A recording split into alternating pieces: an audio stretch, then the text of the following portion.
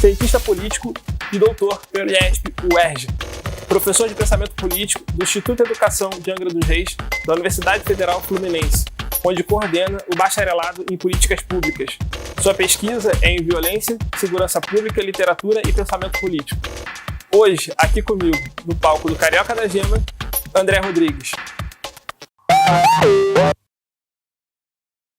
André, obrigado pela presença. Eu que a gente agradeço. possa bater esse importante bate-papo, tá? E eu queria começar falando em relação à violência urbana, que é um dos problemas mais graves que a gente tem nas cidades e que a solução mais implementada é a do confronto com operações policiais, principalmente em favelas, e é uma solução ineficiente, que já se provou na prática ser ineficiente. Mas é uma solução que encontra legitimidade em parcela da população e que então essa solução vai sendo replicada cada vez mais. Tem um livro, Mídia e Violência, da Silvia Ramos e da Anabela Paiva, que fala um pouco sobre uma análise da violência exposta na mídia e em veículos de comunicação. E aí é apresentada uma pesquisa do Centro de Estudos de Segurança e Cidadania da Universidade Cândido Mendes. A pesquisa analisou textos jornalísticos em 8 editoriais do Rio. E as palavras mais utilizadas, mais citadas ao longo desses textos jornalísticos, eu vou citar em ordem aqui crescente. Favela e morro são citados em 24,95%. Traficante e tráfego, com 23,8%. Suspeito, 12,4%. E facção e comando aparecem em 8,6% desses textos jornalísticos. A minha pergunta é, será que a gente está discutindo violência de forma ampla e necessária para poder tratar esse assunto? Ou será que a sociedade só está replicando algumas retóricas simplórias que são mais fáceis de ter engajamento na parcela da população? Como é que você analisa esse contexto e o cenário que a gente está vivendo? Bom, Ricardo, primeiro, obrigado pelo convite aí, participar do programa. Satisfação grande estar nesse palco, né, nessa casa importante da cidade. E, bom, excelente pergunta e excelente referência que você trouxe, que é essa pesquisa da Silvia Ramos e da Anabela Paiva sobre como a mídia cobre, né, o tema da violência. Eu acho que a gente pode pensar por algumas frentes aí sobre essa pergunta que você colocou. Uma é a do discurso, a mais presente na tua questão e que eu acho que é também a mais estratégica, né?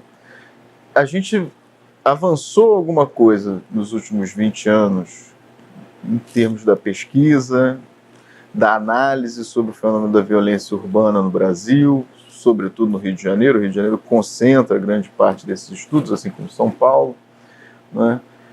Então, a gente tem diagnósticos muito bem elaborados e feitos de maneira muito competente para pensar o tema da violência urbana sobre chaves adequadas. Mas o problema é que a gente ganhou muito pouco na seara do discurso público sobre esse problema, né?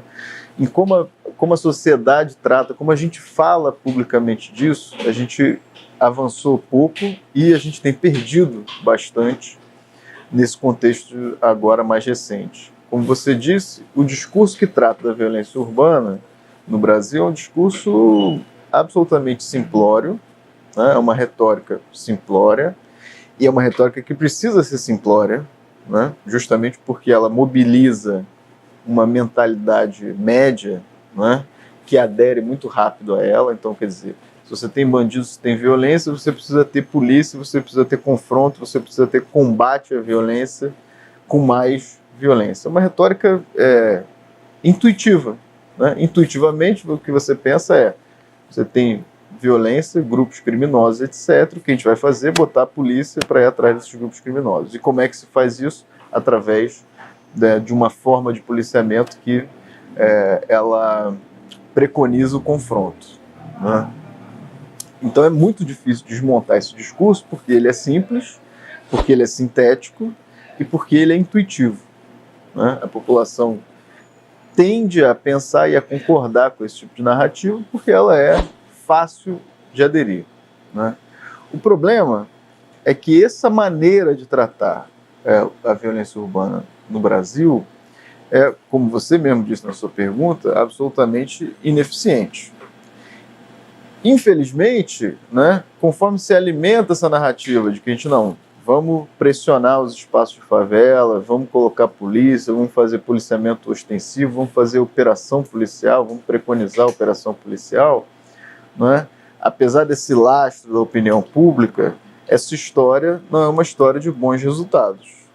Né? Não é uma história de, por exemplo, redução da violência associada a esses grupos criminosos. Muito pelo contrário, né? Eu até costumo argumentar de que quanto mais você mobiliza uma espécie de policiamento que preconiza o confronto, que se baseia única e exclusivamente em operações policiais, que vão assediar esses espaços, que vão trocar tiro com alguns quadros das organizações criminosas que estão nos territórios, né?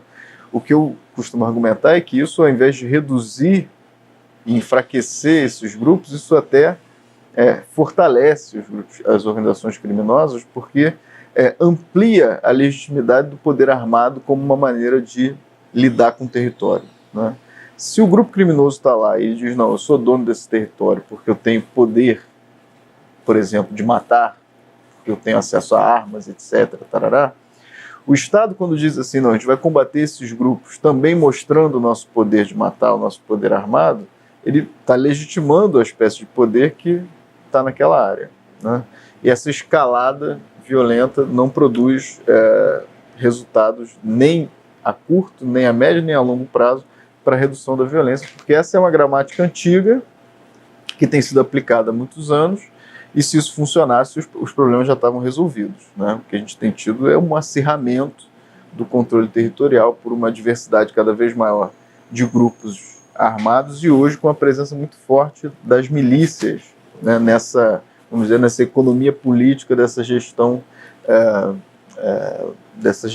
armada dos territórios da cidade, né?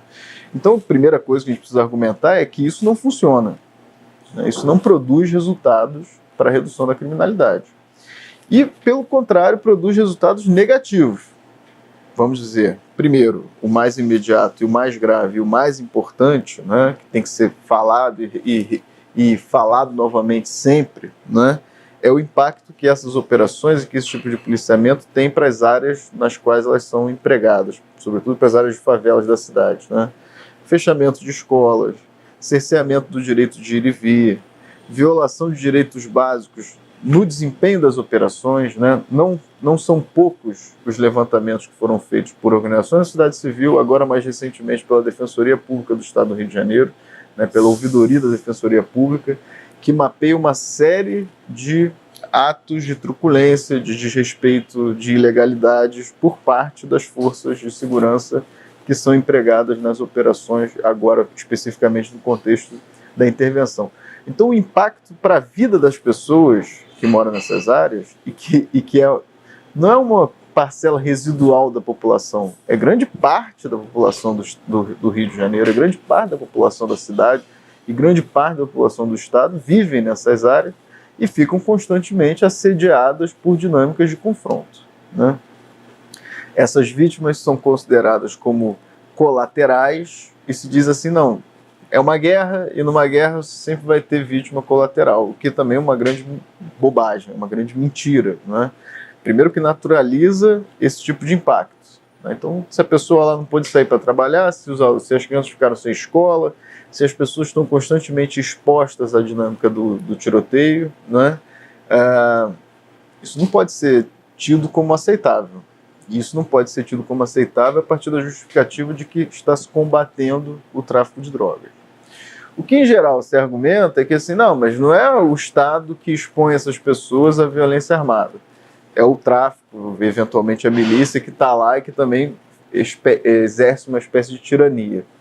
Se você for perguntar para as pessoas, e tem vários estudos que fizeram isso, né, que moram nessas áreas, o que é pior, a presença do tráfico ou a presença do tráfico somada ao assédio do Estado, né, que propicia os confrontos cotidianamente, as pessoas vão responder que o segundo cenário é o pior, né? Porque uma coisa é você realmente tem uma série de limitações, tem uma série de constrangimentos que são impostos pelo domínio territorial dessas facções, dessas organizações criminosas, mas isso se potencializa quando a polícia simplesmente faz um modelo de policiamento que é a operação policial para o confronto, né?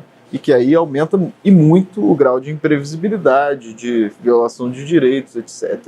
Só para ver se eu entendi. Então existe aí um equívoco quanto ao modelo que é implementado. Total. E não que a gente tem que ignorar esse território e deixar ele acontecer da forma orgânica, da forma que já acontece. Totalmente. O modelo é absolutamente equivocado. E é importante que se discuta isso e que se afirme isso, porque aí a gente vai precisar de um discurso que não é o discurso intuitivo, fácil, imediatista, que é o discurso que corrobora a lógica do confronto, né, como a lógica de combate à criminalidade do Rio. A gente vai ter que fazer um discurso que é contra-intuitivo, que mostra a realidade como ela é, porque a realidade não é óbvia. Né? Vejam, a gente não está dizendo que o crime organizado não tem que ser combatido, né? Que o controle territorial armado por uma série de organizações criminosas da cidade não tem que ser desmantelado. Não é isso que está se afirmando, né? Porque rapidinho a retórica se coloca nisso, mas aí você está defendendo que a polícia não faça nada. Não, o que a gente está defendendo é que a polícia faça alguma coisa que realmente produza resultados, sem expor a população a esse tipo de contexto cotidiano altamente violento. Porque, vejam, do criminoso, a sociedade não espera nada. Certo? A gente não vota no criminoso, a gente não elege o criminoso, a gente não bota dinheiro público para a gestão do negócio criminoso. O que a gente espera é do Estado. Quem a gente tem que cobrar as soluções qualificadas, etc., é do Estado. Então, se o Estado está desempenhando um tipo de atividade, um tipo de política que é equivocada para a solução de um problema, a gente tem que falar disso. Né? A gente tem que cobrar que o Estado faça direito. O que se preconiza desde sempre, desde que se começou a discutir segurança pública de maneira mais qualificada, etc., no Brasil, especificamente no Rio de Janeiro, em substituição a esse modelo? Um tipo de policiamento que seja baseado na inteligência e não na ostensividade armada. Porque ostensividade armada não desmantela organização criminosa nenhuma. Você vai entrar na favela, você vai trocar tiro com as linhas de frente que estão lá, que não são os donos do negócio, né? Você não prende as principais lideranças, né? Você assedia a raia miúda de que está no crime, são essas pessoas, esses jovens que são recrutados pelo crime, que morrem, né, prioritariamente, e o negócio fica de pé. E mais, o negócio fica aquecido, porque como a violência é alta, como o Estado aumenta a aposta, né, do uso de armas, o negócio do crime tende a se armar também cada vez mais, né, e a ter um negócio do tráfico de armas também, que está embutido nisso, né, que demanda cada vez mais um fluxo econômico de armas, etc., que se associa ao negócio das drogas e que é muito lucrativo em si, sem vender droga nenhuma. Esse controle territorial armado, ele produz muita riqueza para quem explora esse negócio. E o Estado tem alimentado isso. O outro problema é o impacto desse modelo, não só para a vida da população periférica, favelada, etc., do Rio de Janeiro, mas o impacto desse modelo porque a gente pensa e para a prática policial. Né? Porque, vejam, o governador eleito agora está com as propostas do abate, né, de aquela coisa que ele falou que vai atirar na cabecinha, vai contratar snipers, etc. Uso de drones. Drones israelenses, assim, a alta tecnologia, assim, parece uma coisa muito elaborada, mas continua sendo a mesma grosseria estúpida, que tem pouco resultado. Só mudou o formato, a finalidade é a mesma, é isso? Mas tem uma coisa muito perigosa aí, que ele diz assim, quando ele diz que a prioridade não é inteligência, não é investigação, não é trabalhar nas rotas do tráfico de armas e de drogas, né? Quando ele diz que o objetivo é matar no território, eliminar, abater quem está no território, mobilizando o negócio, ele está oferecendo uma autorização tácita para o policial para que ele mate. Primeira coisa. Ele não precisa nem fazer aquela mudança do Código Penal, considerando todas as operações policiais pelo excludente de ilicitude, né? Basta que ele diga isso, que o policial já se sente autorizado a matar à margem da lei, né? E isso é fundamental também, porque é ilegal. que ele está propondo, a ideia de abate que ele está propondo é ilegal. Se você for olhar a Constituição, etc., isso não está dentro da perspectiva de segurança e de garantias de direitos, está na Constituição. Mas se oferece retoricamente, discursivamente, essa autorização. Aí veja, para o policial pode parecer uma coisa sedutora, mas é um tremendo tiro no pé, para usar um jargão que eles mesmos utilizam bastante. Porque o governador está falando para o policial que o trabalho dele é matar. Veja o grau de irracionalidade, de brutalidade, de distanciamento de qualquer parâmetro do que seja o policiamento moderno. Você está dizendo para o policial o seguinte: você tem um emprego público, né? E a sua atividade fim é matar. Quer dizer, matar é o último dos últimos recursos do trabalho policial e das prerrogativas do policiamento moderno em contexto de normalidade democrática. Né? Não pode ser a atividade fim, não pode ser a retórica que diga, não, o seu trabalho se resume a isso e assim você está fazendo justiça e resolvendo os problemas de criminalidade, porque você também empurra o policial para ilegalidade. Veja, o Estado está dizendo que o policial pode matar de maneira ilegal. Né? Polícia é uma atividade mal remunerada, com uma estrutura de trabalho super precária, escalas de serviço abusivas, um regimento militar absolutamente antidemocrático e ultrapassado, que ainda é praticado dentro das corporações policiais, né? E aí eu incluo a Polícia Civil nisso, porque apesar de não ser uma organização militar, ela é muito militarizada na sua lógica de operar, né? E você está dizendo que o cara pode infringir a lei, que ele pode matar à margem da lei. Quando você dá essa autorização de matar, você está dando autorização também para todo um leque de ilegalidades, né, ao qual o policial também tem acesso no cotidiano do seu trabalho. Então deixa eu aproveitar e levantar um ponto nessa questão, que essa solução do confronto e trazer toda essa tecnologia proposta pelo governador Wilson Witzel e esse aparato que vai dar mais armamento para o policial, que parece uma simbologia de mais estrutura e mais adequabilidade de trabalho. Só que isso vai reforçar, então, a lógica de força, da disputa de força. E você citou a questão da inteligência, de como utilizar, né? E é importante utilizar a inteligência da polícia e dos órgãos de segurança para a questão da violência urbana. Só que, por outro lado, a gente tem uma, infelizmente, tragédia do assassinato da Marielle Franco, em que hoje, no dia que a gente está gravando essa entrevista, já ultrapassamos 8 meses de investigações sem, ao meu ver, um mínimo de satisfação que seja adequada para um tamanho de porte de situação como esse, que não é um caso simplesmente de violência urbana, mas um caso de afronta à democracia, é um caso de silenciar vozes importantes que levaram pautas das favelas para dentro do parlamento e também levaram o parlamento para dentro das favelas. Será que a gente tem, André, uma estrutura de inteligência de forma adequada para se fazer jus ao tamanho do problema? Ou será que é complexo esse problema, mas é a complexidade que é culpa desse transtorno todo na sociedade? Como é que você vê essa relação? Se você pratica uma política de segurança equivocada durante décadas, né, você vai colocar investimento em determinados aspectos da segurança pública e, fatalmente, é assim que as políticas públicas funcionam, os recursos são limitados, você está retirando recursos das pautas que deveriam ser prioritárias. Obviamente, a gente não tem minimamente uma estrutura de inteligência aceitável, né, dentro das polícias do Rio de Janeiro, perícia técnica, etc., preservação de cena do crime, possibilidade de investigação de fato da polícia, por parte da Polícia Civil. Quer dizer, a Polícia Civil hoje tem grande parte do seu contingente participando de operação policial junto com o CORE, por exemplo, o que é um absurdo, né? Porque a Polícia Civil deveria estar encarregada de fazer trabalho de investigação, né?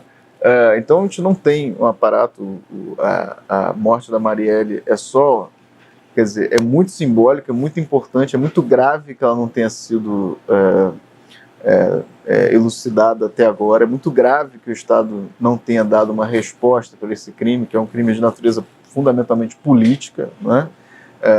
Muito provavelmente perpetrado por pessoas que estão dentro das organizações criminosas, que têm essa interface com a formalidade policial, como milicianos, etc., grupos de extermínio, né? E demonstra uma fragilidade imensa do Estado de investigar, inclusive um caso de imensa repercussão pública. Quer dizer, crimes contra a vida, sobretudo homicídios, a gente tem uma resposta mínima por parte do Estado, assim, é menos de 8%, né, se a gente for considerar otimisticamente as estatísticas, de crimes contra a vida, de homicídios que são elucidados no Estado do Rio de Janeiro de fato, né, no Brasil em geral, né? Então ele tem uma capacidade muito baixa de fazer policiamento com inteligência e com adequação ao que o problema requer. Veja, quando você fala assim, tem o crime ali, a gente bota os policiais armados para irem lá desmantelar esse crime, é tão banal essa lógica, porque parece uma coisa assim, sabe essa coisa de filme de super-herói? Né? Quem combate crime, como o governo do Estado do Rio tem proposto combater crime há muitas décadas, e agora, pelo visto, o próximo governo vai beber dessa gramática à vontade, porque já anunciou que vai fazer só isso e pronto, né? Quem combate crime assim é desenho de super-herói. É a Liga da Justiça, são os X-Men, entendeu? Que tem um criminoso lá, a gente vai lá para a rua com os nossos superpoderes lutar com esses criminosos para acabar com o mal. Crime não se combate dessa maneira. Né? Como é que você desmantela uma organização criminosa? Você tem que atacar as fontes econômicas dessa organização. Você tem que tentar investigar e prender as lideranças da organização. Você tem que desmantelar a rede criminosa que não está ali no local, né? Que se estende para uma série de atividades. E me parece que a retórica do atual governo é uma retórica que tenta colocar uma cortina de fumaça para um tipo de organização criminosa muito violenta e muito deletéria para a coisa pública, para a democracia, para a vida normal na cidade, né, que são as milícias. Porque quando você diz que o policial tem que matar e pronto, como eu estava dizendo, você abre uma avenida de ilegalidade para qual o policial pode se dirigir. Isso é um prato cheio para o recrutamento, por exemplo, de policiais na ativa por parte desses grupos milicianos, porque os grupos milicianos também bebem da mesma retórica. Eles dizem assim, não, a gente domina um território porque a gente está combatendo crime, porque a gente vai caçar bandido, né? É isso que se fala. Outro dia um delegado de polícia num programa de televisão, um delegado que inclusive foi candidato a, acho que deputado pelo Rio de Janeiro, nem sei se ganhou ou não ganhou, depois do caso da morte de um policial civil, o cara fala na TV que a polícia vai caçar os perpetradores desse crime e que, se for preciso, vão cobrir as ruas de sangue. Vejam, é o que? É o Batman falando de política pública, é uma coisa irresponsável, percebe? Até o Batman é mais republicano do que esse tipo de discurso, percebe? Então, essa questão da violência, ela envolve, então, diversos atores da sociedade, né? Então a gente tem os órgãos de segurança, a gente tem os territórios e como é que a gente vai fazer o controle então dessas milícias, desses grupos armados que atuam em diversas favelas e territórios e em outras instâncias. Só que eu queria falar também um pouco da questão do legislativo, né? E qual é o papel do legislativo nessa construção, na busca por uma solução.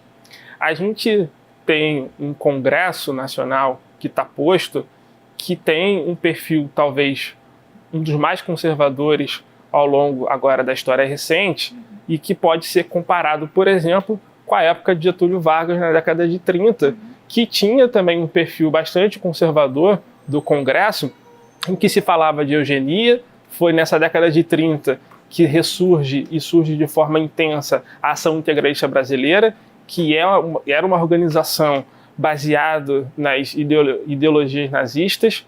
É claro que a gente tem um Congresso que tem o seu conservadorismo do momento atual, né, que foge desse contexto nazista e de outros contextos que tinha na década de 30. Mas é um Congresso bastante conservador. E que parece que a discussão de leis é de redução da maioridade penal, são leis que continuam, então, fortalecendo a lógica de prender cada vez mais pessoas. E quando a gente vê notícias, e quando a gente vê reportagens, e quando a gente vê documentários e tudo sobre, por exemplo, a população carcerária, a Silvia Ramos e a Anabela Paiva também mostra isso no livro Mídia e Violência, em que os dois principais assuntos quando se trata de população carcerária é o reingresso de presos ou quando o preso comete um crime quando tem um benefício de saída. Então, aonde está o papel do legislativo disso e como fazer essa construção de forma mais adequada? Ricardo, o cenário é muito ruim, né, que a gente está vivendo. Toda essa discussão que a gente fez até agora, isso só vem para a realidade, né, só ganha lugar na realidade, só consegue se tornar prática porque, infelizmente, as instituições encarregadas de zelar pela coisa democrática, né, pela coisa pública, né, pela república, elas estão todas embarcadas nessa insanidade antidemocrática, né. O Congresso teria institucionalmente o papel de fiscalizar, né, o trabalho do Executivo. Tem grande parte do trabalho do Congresso, do Legislativo, é fiscalizar o trabalho do Executivo, né. Infelizmente, o Congresso Nacional e o Congresso e o Legislativo do Rio de Janeiro está muito, vamos dizer assim, capturado por essa lógica do Executivo e tem uma certa sociedade na perpetuação desse discurso. Por exemplo, quando dá margem, dá respaldo para vamos dizer, para que essas agendas conservadoras prosperem, né? Que essas pautas legislativas prosperem.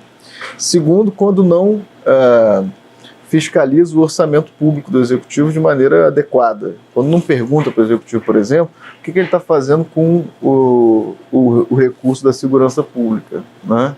Onde se gasta uma fortuna com policiamento ostensivo, mas não se bota nada, né, na área de inteligência, investigação, etc. e tal. Então, temos instituições, não só o Legislativo, mas também o Judiciário, que estão embarcadas nessa aventura de achar que vamos reformar a ordem brasileira através de um regime de força, de um regime de esvaziamento do poder democrático, efetivamente, que é o poder popular, né? Vamos reformar a coisa brasileira, a situação brasileira, de cima para baixo, né? Estabelecendo medidas de endurecimento penal, de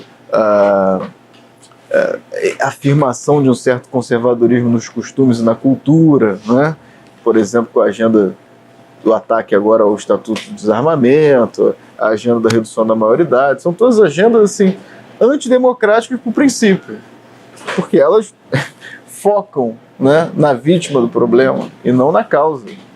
Então, se você tem jovem sendo recrutado pelo crime, então vamos reduzir a maioridade penal para punir esse jovem, ao invés de atuar para que o jovem não seja recrutado.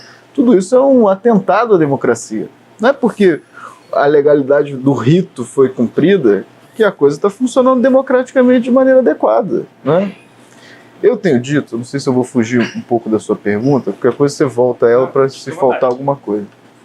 Mas o que eu tenho pensado cada vez mais no contexto que a gente tem vivido é o seguinte: a gente tem que retornar a uma discussão, inclusive para disputar o imaginário público, inclusive para disputar a narrativa que a gente vai ter sobre o que é o Brasil, sobre o que é a cidade, sobre o que é a nossa democracia. A gente tem que retornar a uma discussão mais de base a respeito do que significa democracia. Qual é o sentido da democracia, né? Se a gente se afasta de uma definição básica da democracia, que democracia é governo do povo, certo? Então a democracia depende do poder popular. A democracia só existe se o povo governa. E isso não são só os autores de esquerda, marxistas, etc., que vão afirmar isso, não. O próprio Tocqueville, quando fala da democracia na América, o primeiro capítulo, uma das primeiras frases do livro podemos dizer que os Estados Unidos é uma democracia porque lá o povo governa. Essa definição primordial, essa definição fundamental de que democracia é um governo no qual o povo tem poder, né? E o povo não é essa coisa abstrata, todo mundo que é brasileiro, que tem carteira de identidade. O povo são unanimidade, não, só a diversidade que o precisa povo, ser respeitada também. O povo são as camadas populares da população. É isso. Só tem democracia se essa gente, se essas camadas da população têm poder. O que a gente vê hoje é um judiciário super elitista, né, super elitizado. Os quadros que compõem o judiciário são, enfim, a gente dos estratos mais altos da sociedade. A gente tem um legislativo formado por 50% dos congressistas brasileiros são milionários. Veja, isso representa o que em relação à nossa sociedade? Né? E esses poderes estão orquestrando uma forma de governo, que é uma forma de governo que se dá de cima para baixo e se dá pelo sufocamento das camadas populares, né? E se dá pelo estrangulamento da vida das pessoas, que deveriam ser as pessoas para quem o Estado governa de maneira prioritária, né? Que é o povo. Isso para a gente dizer que a gente é uma democracia. Então eu quero trazer um ponto importante, que você falou do perfil do Congresso, e essa questão também da retórica. Um relatório da Intervozes fala em relação à mídia. E a gente tem esse Congresso que vai chegar agora no final, de 2018, mas atualmente são 32 deputados e 8 senadores que são donos de alguns veículos de comunicação, entre rádio, televisão e outros, que são afiliadas ou são retransmissoras dos principais veículos. Então há uma associação que a gente também precisa ficar atento disso. O ponto que eu quero chegar há uma disputa hoje do discurso do pensamento político na sociedade, em que de um lado a gente tem uma extrema-direita eleita e que parte de uma lógica de uma sociedade equitativa, então uma lógica, ao meu ver, equivocada, e que esse modelo de sociedade equitativa parte de um princípio que ignora fatores históricos de desigualdade, a estrutura da sociedade brasileira desigual e essa desigualdade social também de segregação espacial e de territórios.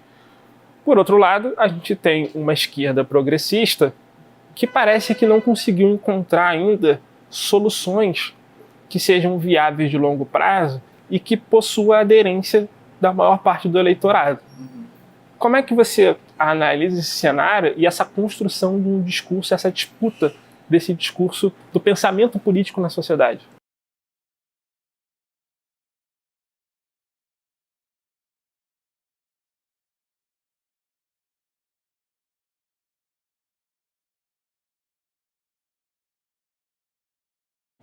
Cara, eu acho que essa é uma das principais agendas para os próximos anos. Eu não sou otimista em relação à reversão desse cenário que a gente tem de retrocesso democrático num prazo muito curto. Então, se a gente vai custar para retomar um pouco as conquistas democráticas que a gente teve nos últimos 30 anos, né, a gente tem que pensar qual é a nossa agenda desde já. Né? A gente já tem mais ou menos quais são os horizontes do que a gente tem que fazer, a gente tem que começar já a fazer isso. Então, uma questão, né, fundamental que você colocou é o seguinte: veja, quem é que está compondo os estratos do poder na democracia brasileira atual? Já vou botar aspas nessa democracia, porque na minha concepção a gente não está vivendo sob um regime democrático. Já não está mais vivendo sob um regime democrático, porque o arranjo institucional da coisa já não funciona em regimes de normalidade. O Rio de Janeiro está sob intervenção federal, né? Isso é a quebra da normalidade institucional, mas, sobretudo, porque o regime não representa o povo. Então, se a gente tem democracia, a gente tem que pensar num regime que represente o povo, certo? Quem está no poder são estratos da grande elite, do topo da nossa pirâmide social, né? da elite nacional, grupos que comandam, que dominam, por exemplo, uma dimensão fundamental do poder democrático, que é a comunicação, que é a mídia, né? São grupos também de uma elite nacional também tradicional, né? Que sempre foram elite, não é gente que passou por um milagre de ascensão social e chegou lá e virou rico, não. Né? Não é o Silvio Santos. Né? Assim, essa gente é que governa o país, né? Ruralistas, grandes empresários, né? Donos dos meios de comunicação, etc. Então, obviamente, quem dá as cartas do que é o discurso público, né, é quem está no poder. Quem tem poder, governa. Né? O princípio básico da política. Né? Então, para você governar, você tem que querer ter poder, né? Chegar ao poder de alguma maneira.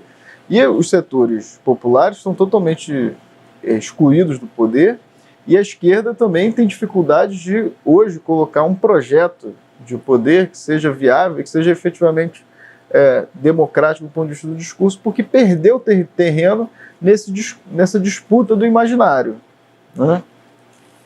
O fenômeno das fake news, etc., teve um papel fundamental nas eleições que a gente vivenciou, e a grande mídia também, papel, né, fundamental de, por exemplo, fazer um trabalho de normalização de determinadas figuras que são totalmente anômalas à democracia, como o atual presidente eleito. O que ele fala, o que ele vem falando há muitos anos, é totalmente fora de qualquer padrão mínimo, parâmetro mínimo, de dizer, não, esse cara disputa uma eleição pensando que aquilo é uma democracia. Não, o cara disputa uma eleição para colocar no lugar da democracia uma outra coisa, que não tem nada a ver com democracia. E a grande mídia é muito omissa, deu uma normalizada no cara, o cara vai lá, dá uma entrevista para um monte de jornalistas, inclusive alguns jornalistas que foram torturados durante a ditadura, e o cara exalta o Ustra, ele e o vice dele, no meio da entrevista, os jornalistas quietos, calados. Né? Quer dizer, se eu sou jornalista, fui torturado na ditadura, estou exercendo o meu trabalho, o cara vai dar uma entrevista para mim e fala do Ustra, eu levanto e saio, eu dou uma bronca no cara, eu argumento de alguma maneira. Mas a grande mídia é muito passiva, por quê? Absolutamente integrada a esses interesses de ampliação da desigualdade no Brasil. Vejam como é que esse discurso se apresenta. Para a pessoa que está lá na ponta, que está sofrendo com a realidade brasileira, a pessoa está lá, está ferrada, a vida da pessoa está ruim, né? Está desempregada, ou tem um monte de gente desempregada na família, ou está com dificuldade de pagar suas contas, etc. O discurso se coloca, é um discurso que é o discurso para as elites, mas como é um discurso ideológico, né? Ele mascara a realidade. Esse é o básico da ideologia, né? Mascara a realidade. Então diz assim, não, isso está ruim porque as políticas sociais produziram isso, porque são anos de governo de esquerda que levaram a gente a esse lugar, etc. Então se vincula um imaginário ultraliberal, diz assim, não, a gente tem que acabar com o direito trabalhista, acabar com o direito social, etc., e entregar tudo para o mercado, porque os empresários vão levar o Brasil ao progresso. Né? Esse é o discurso que está posto. Esse é o pensamento político brasileiro hegemônico hoje. O que as pessoas têm que entender é que esse discurso é um discurso que tem uma origem de uma determinada parcela da população, né? E que é muito prejudicial para grande parte da população, para a maioria da população. Né? Vejam, essa ideia do ultraliberalismo que se coloca hoje com essa agenda conservadora, ela tenta colocar uma pegada de que vai restaurar a ordem, levar o Brasil à normalidade, só que na prática ela vai desempenhar o contrário, é ampliação da desigualdade, é pauperização de uma parcela cada vez maior da população, é empurramento das pessoas para a extrema pobreza, né, para a miséria, né?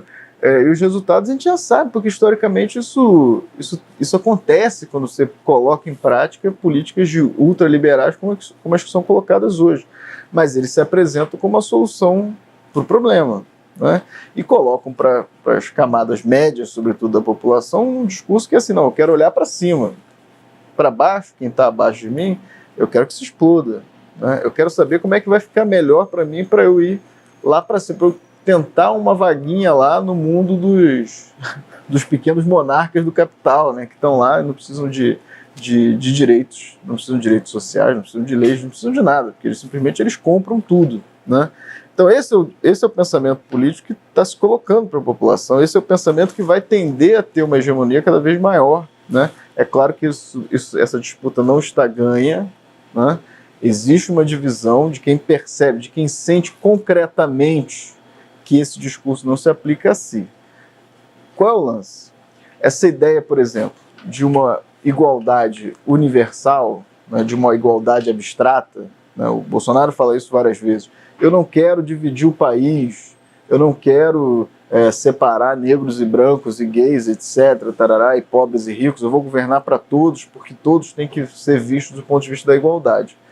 Veja, isso é tão antigo que o Hegel já dizia, falando do processo da Revolução Francesa, ele falava que o direito abstrato, essa ideia de que o direito é uma coisa universal para todo mundo, etc., é o terror. Foi isso que levou a França ao período do terror no contexto revolucionário. Por quê?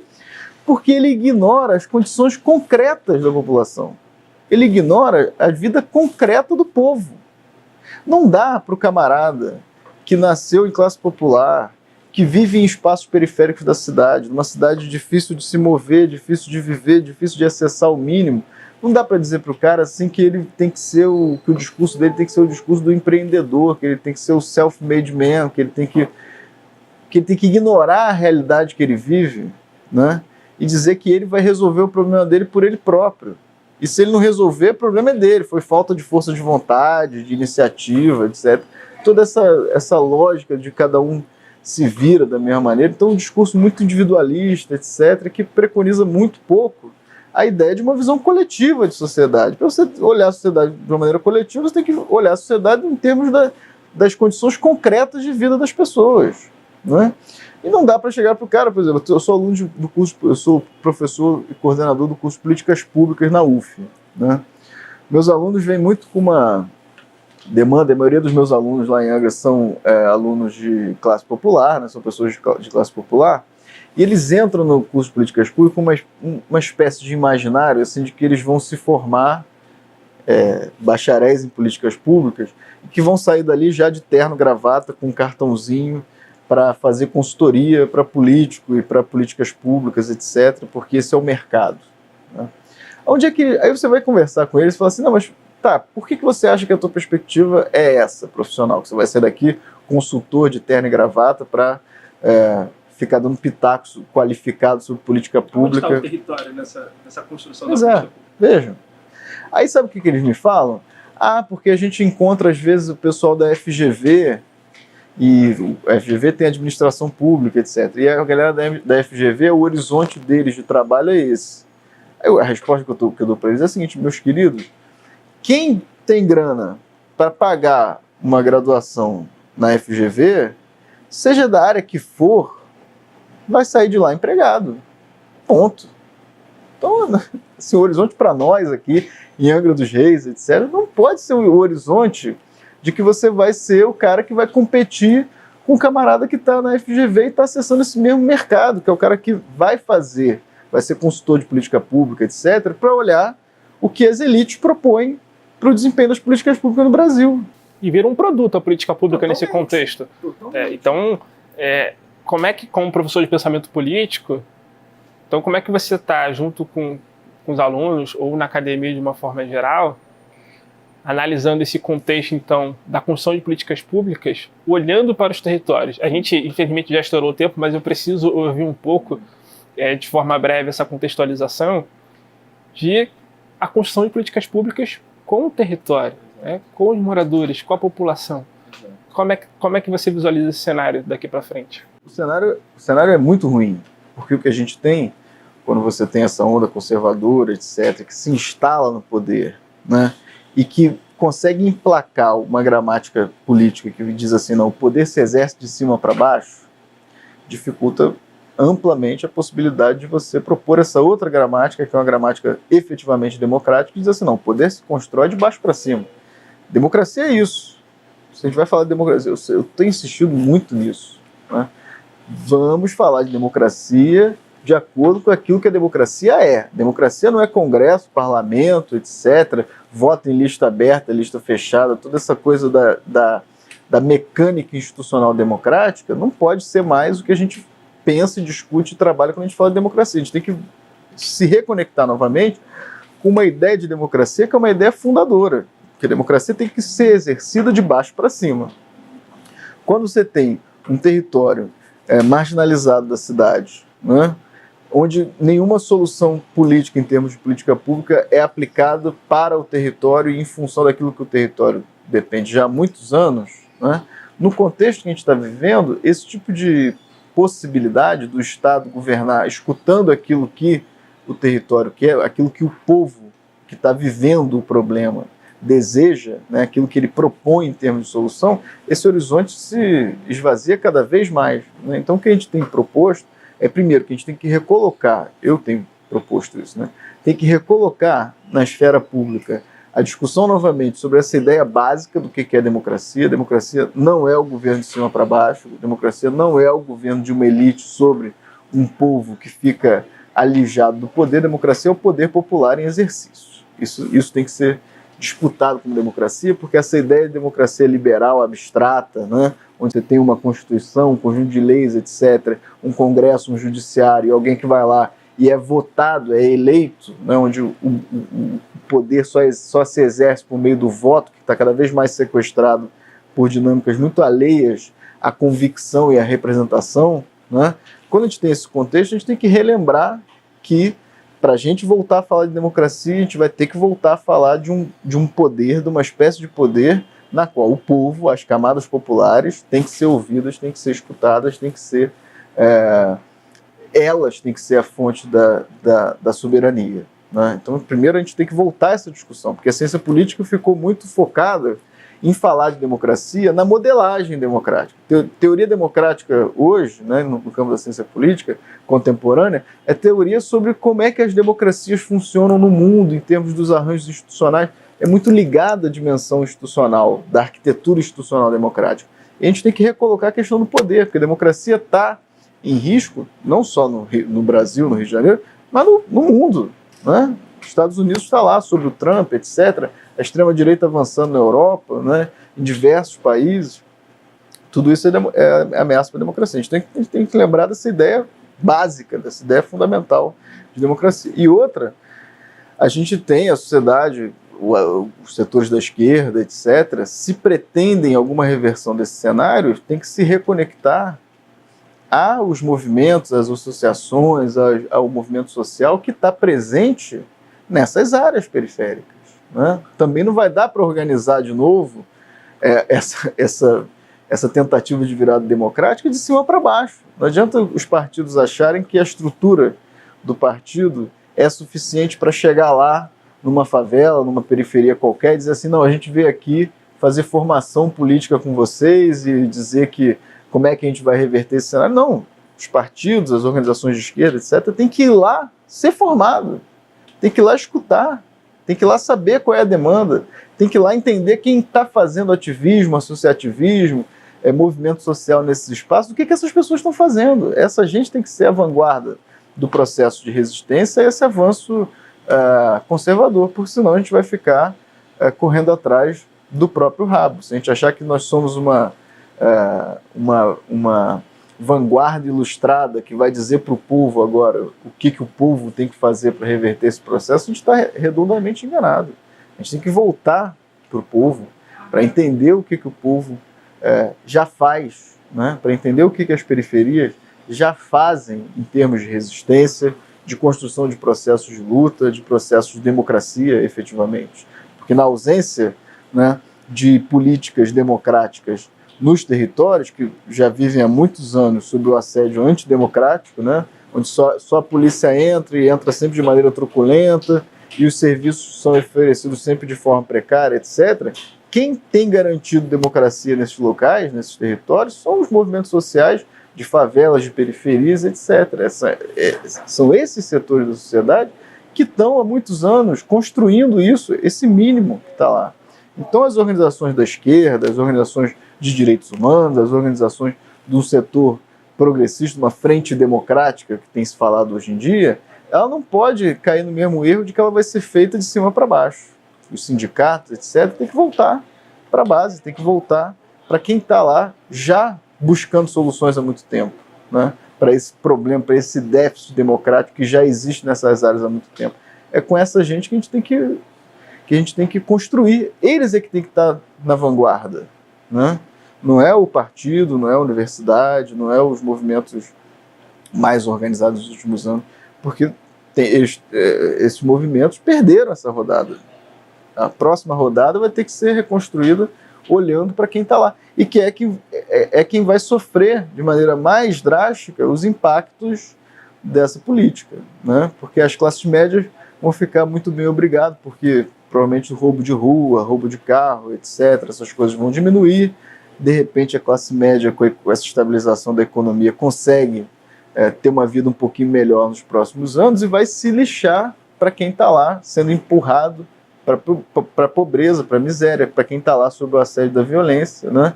E de uma violência cada vez maior, de uma repressão cada vez maior. Pode ser só mais um soluço econômico que não se sustente no tempo também, né? André, eu espero poder te encontrar em outra oportunidade. Com certeza. Que o cenário seja diferente, com menos violência, e que a gente tenha um cenário com mais oportunidades de acesso a essas políticas públicas. O importante, por incrível que pareça, é não ser pessimista no momento, né? Totalmente. Então, eu te agradeço a oportunidade que a gente possa conversar sobre esse assunto, tá? Muito obrigado. Eu agradeço, Ricardo. Valeu. Até a próxima, cara.